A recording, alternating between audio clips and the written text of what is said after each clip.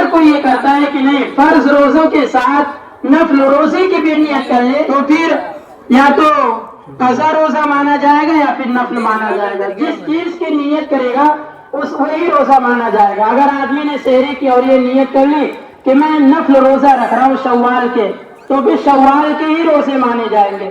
اور اگر یہ نیت کر لی کہ نہیں میں قضا روزہ رکھ رہا ہوں تو پھر قضا کا روزہ مانا جائے گا. ایک نیت میں دو روزے شامل نہیں ہوں گے. تو اس لیے اگر اللہ نے توفیق دی ہے تو روزہ رکھنے کی کوشش کرے. روزہ رکھنے کی ہمت و استطاعت ہو. روزہ رکھنے کے بہت سارے فائدے ہیں. ایک فائدہ تو اللہ رب العزت نے خود بیان کر دیا لعلکم تتقون تاکہ تم متقی اور پرہیزگار بن جاؤ.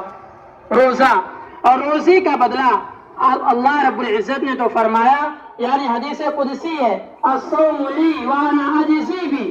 اور دوسری روایت اس طرح وانا اجزا بھی کہ روزہ میرے لیے ہے اور اس کا بدلہ میں خود دوں گا یا اس کا بدلہ میں خود ہوں.